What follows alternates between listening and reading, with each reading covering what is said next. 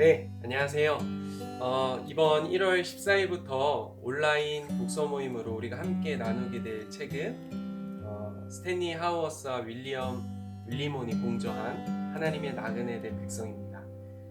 우리가 책 내용을 구체적으로 나누기 전에 제가 간략하게 책을 쓴 저자에 대한 소개와 책 내용이 전체적으로 어떤 부분들을 스케치하고 있는지를 간략하게 여러분들에게 소개해 드리려고 합니다.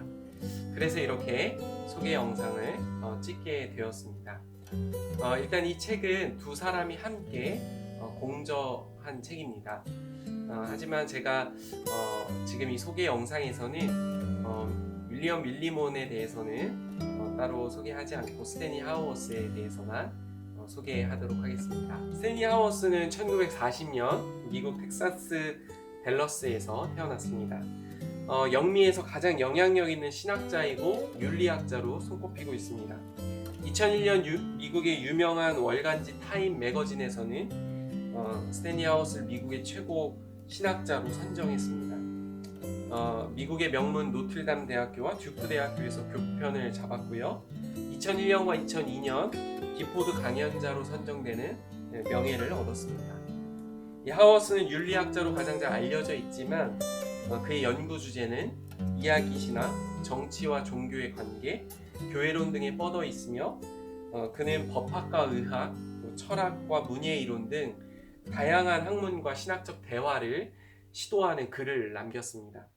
평화주의자로 알려져 있고 또 정치적 자유주의, 자본주의, 군사주의, 기독교의 국가 종교화뿐 아니라 기독교의 근본주의와 자유주의 모두의 강도 높은 비난을 남겼습니다. 이 국내에 그의 책이 다수가 번역되어서 소개되었습니다.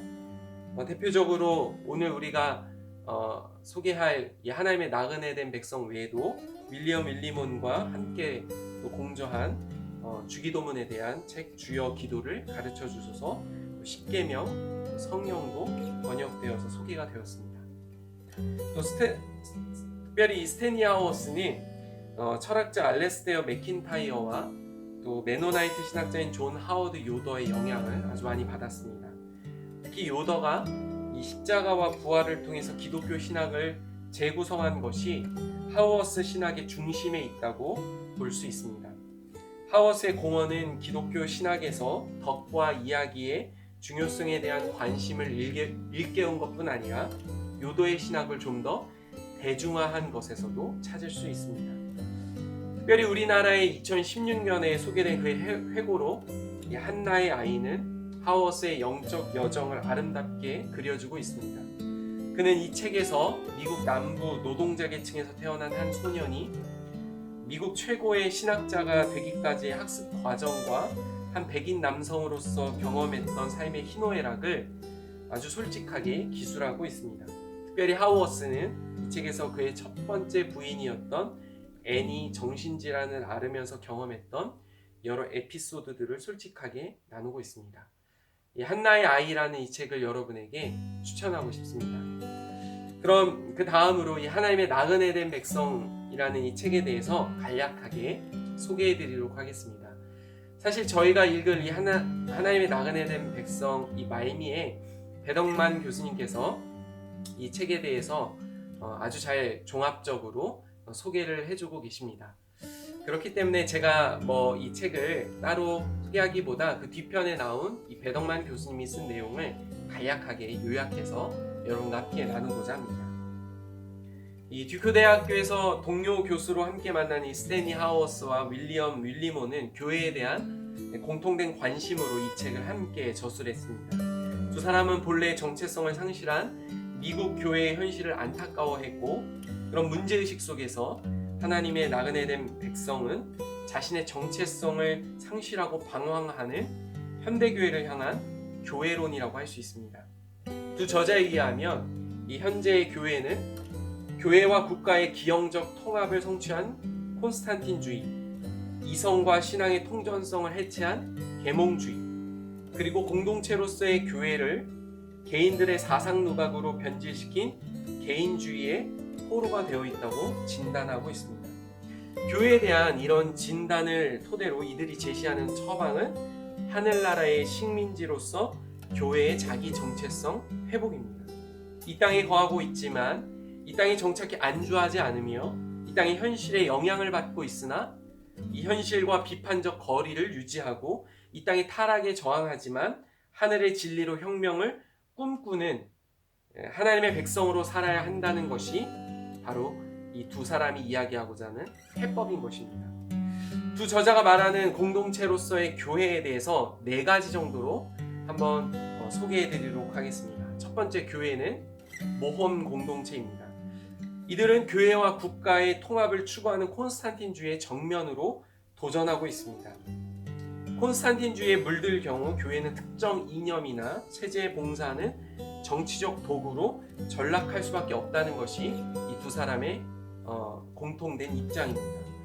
진정한 교회는 현실에 안주하지 않습니다. 그들은 현실적 안락과 안전의 유혹을 뿌리치고 하나님이 지시하는 땅으로 믿음의 여행을 떠나는 나그네들인 것이죠. 그들은 세상이 제시하는 경계와 범주를 거부하고 세상이 설정한 삶의 방식과 모델을 포기한 채 불신앙의 사회 속에서 나그네된 거류민으로 살고 모험을 감행하는 식민지로 존재하는 것입니다. 두 번째 교회는 바로 이야기 공동체입니다. 이 책의 저자들이 꿈꾸는 공동체로서의 교회가 이 땅에 세워지기 위해 반드시 필요한 것은 교회가 하나님의 이야기에 귀 기울이고 그 이야기를 되풀이해서 타인에게 들려주는 것입니다. 그동안 교회가 본질을 상실하고 왜곡과 타락의 길을 걸었던 중요한 이유들 중에 하나는 교회가 이야기를 망각하고 상실했기 때문입니다. 하나님께서 우리를 구속하시는 독특한 방법에 대한 이야기, 우리에게 하나님의 거룩한 사역에 동참하도록 초청하는 이야기, 그리고 앞으로 우리가 믿음 속에 계속 이어가야 할 이야기의 공동체가 바로 두 사람이 이야기하는 교회인 것입니다. 이 거룩한 이야기를 통해서 우리의 본질을 기억하고 우리의 현실을 인식하며 우리가 가야 할 목표를 깨달음으로써 교회는 비로소 하나님의 교회가 되고 마침내 자신의 본질을 구현하게 되는 것이죠. 세 번째, 이들이 이야기하는 교회는 종말론적 공동체입니다. 이 책의 저자들은 교회가 현실에 안주하고 현실과 자신을 동일시하는 교회론적 변질이 발생한 그 결정적 이유로 교회 안에서 발생한 종말론에 대한 관심과 긴장의 상실을 지적하고 있습니다. 이런 종말론의 부재로 인해서 산상수훈 같은 예수 그리스도의 핵심적 가르침이 비현실적 혹은 신화적 가르침으로 폄하되고 그 자리가 세속적 이념과 가치로 대체되는 비극이 발생했다고 보는 것입니다. 이런 서글프고 암담한 현실을 향해서 두 사람은 종말론적 비전의 회복을 강력히 촉구하고 있습니다. 예수의 성육신과 십자가 사건으로 하나님 나라가 이미 우리 안에 침투하기 시작했고 세상을 구원하시는 하나님의 방법이 뚜렷하게 제시되었으며 그 영향력이 엄연하게 감지되고 있다고 이야기하고 있는 것이죠. 동시에 공동체로서의 교회는 가야 할 궁극적 목적지를 발견했고 세상이 포기한 그리스도의 윤리적 가르침을 현실 속에서 당당히 실천할 수 있게 되었다고 이야기하고 있습니다. 이제 두 사람이 이야기하는 마지막 교회는 바로 혁명 공동체입니다.